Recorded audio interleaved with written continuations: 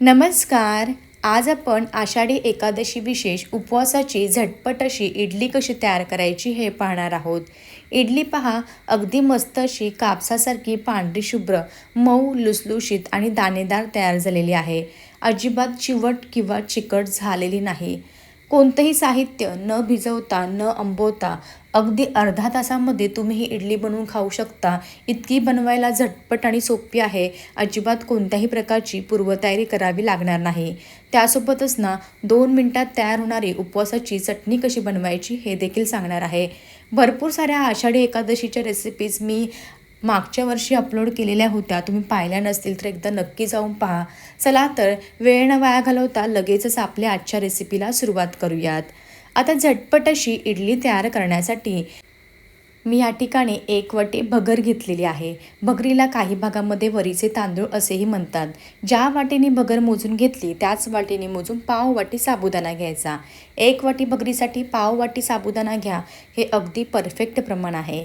आता एक छोटं मिक्सरचं भांडं घेतलेलं आहे. मिक्सरच्या भांड्यामध्ये साबुदाणा आणि भगर काढून घेतलेली आहे. भगर आणि साबुदाणा धुवून वगैरे घ्यायची अजिबात गरज नाही. भाजूनसुद्धा घेऊ नका. असं कच्चंच आपल्याला बारीक करून घ्यायचं आहे. एकदम बारीक पीठ तयार न करता आपला जाड रवा ज्याप्रमाणे असतो ना तसं थोडंसं रवा ठेवायचं. एकदमच पीठ केलं तर काय होतं, आपली जी इडली आहे ना ती चिवट बनते. चिवट बनू नये त्यामुळे आपण थोडंसं असं रवा ठेवणार आहोत.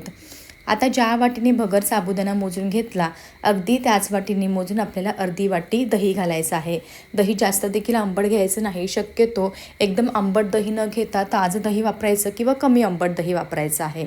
चवीनुसार मीठ घालून घ्यायचं, व्यवस्थित मिक्स करून घ्यायचं आणि लागेल तसं अगदी थोडं थोडं पाणी घालून आपल्याला इडलीसाठी लागणारं बॅटर तयार करून घ्यायचं आहे. आपण नॉर्मली डाळ तांदळाची इडली ज्याप्रमाणे बॅटरची कन्सिस्टन्सी ठेवतो ना त्याचप्रमाणे ही सुद्धा कन्सिस्टन्सी ठेवायची आहे. जास्त घट्ट नाही किंवा जास्त पातळ नाही. आता पाण्याची अंदाज जो आहे तो तुम्ही जसं जसं बॅटर तयार करत जाणार ना तसं तसं तुम्हाला समजणार आहे. हे पहा, अशा प्रकारे लागेल तसं थोडं थोडं पाणी घातलं आणि मस्त असं बॅटर तयार करून घेतलेलं आहे. बॅटरची कन्सिस्टन्सी पाहून घ्या. अगदी परफेक्ट आहे. जास्त पातळ नाही, जास्त घट्ट नाही. झाकण ठेवायचं आहे आणि साधारणतः एक 15 ते 20 मिनटासाठी आपल्याला हे भिजत ठेवायचं आहे. वेळ असेल तर अर्धा तास भिजत ठेवलं तरीसुद्धा चालेल. अजून छान इडली तयार होईल. हे पहा, या ठिकाणी मी अर्धा तास भिजत ठेवलं होतं. हे बॅटर मस्त असं भिजलं गेलं आहे. भिजल्यामुळे जास्त असं घट्ट वगैरे झालेलं नाही. कन्सिस्टन्सी अगदी परफेक्ट आहे. जर तुम्हाला वाटलं आपलं मिश्रण फार घट्ट झालं आहे भिजल्यामुळे तर थोडंसं पाणी टाकून मिश्रणाची कन्सिस्टन्सी ॲडजस्ट करून घेऊ शकता. परफेक्ट. आज आपण इन्स्टंट अशी इडली तयार करत आहोत. त्यामुळे काय करायचं आहे, इनो असतो, इनो फ्रूट सॉल्ट, तो घालायचा आहे. सोडा घातला थोडा तरीसुद्धा चालेल. इनो घातल्यामुळे आपली इडली कशी मस्त अशी मऊ लुसलुशीत आणि जाळीदार तयार होणार आहे. इनो ॲक्टिवेट होण्यासाठी थोडंसं वरतून पाणी घालायचं आहे आणि फटपण असं मिक्स करून घ्यायचं आहे. हे पहा, इनो घातल्यामुळे आपलं जे बॅटर आहे ना मस्त असं हलकं फुलकं तयार झालेलं आहे. छान असं फ्लफी आणि फुगलं देखील आहे. आता असं एकदा इनो घालून झाला ना की जास्त वेळ बॅटर ठेवायचं नाही. लगेचच इडलीच्या भांड्यांमध्ये आपल्याला हे बॅटर घालून घ्यायचं आहे. इडली पात्राला थोडंसं मी तूप लावून घेतलेलं आहे म्हणजे कसं इडली निघायला व्यवस्थित निघते. पाणी ना एका साईडला इडलीच्या भांड्यामध्ये म्हणजे इडली कुकरमध्ये आधीच गरम करायला ठेवायचं. उकळत्या पाण्यामध्ये ही इडलीचं पात्र जे आहे ते ठेवायचं आहे. तेव्हाच तुमची इडली फुगणार आहे. हे पहा, अशा प्रकारे इडली पात्रामध्ये मी मस्त असे इडलीचं बॅटर घालून घेतलेलं आहे. पाण्याला मस्त अशी उकळी आलेली आहे खळखळून. भांडं ठेवायचं आहे, इडली पात्राचं झाकण लावायचं आहे आणि साधारणतः मध्यम गॅसवरती आपल्याला 10 ते 12 मिनटं ही इडली मस्त अशी वाफवून घ्यायची आहे. परफेक्ट. साधारणतः 15 मिनटं मध्यम गॅसवरती इडली वाफवून घेतली. इडली पाहणा मस्त अशी टम्म फुगलेली आहे. मस्त अशी मऊ लुसलुशीतसुद्धा तयार झालेली आहे. आता हे इडलीचं भांडं ना एका साईडला काढून घेऊयात आणि हे भांडं पूर्णपणे थंड करून घेऊयात. त्यानंतरच इडली डिमोल्ड करायची आहे. इडली थंड होते तोपर्यंत आपण एका साईडला चटणीची तयारी करून घेऊयात. आता चटणी तयार करण्यासाठी मी या ठिकाणी एक साधारणतः पाव वाटी भाजलेले शेंगदाणे घेतलेले आहेत. अर्धी वाटी डेसिकेटेड कोकोनट म्हणजे सुकं खोबरं घेतलेलं आहे, ड्राय केलेलं. तुम्ही या ठिकाणी ओल्या नारळाचा सुद्धा वापर करू शकता.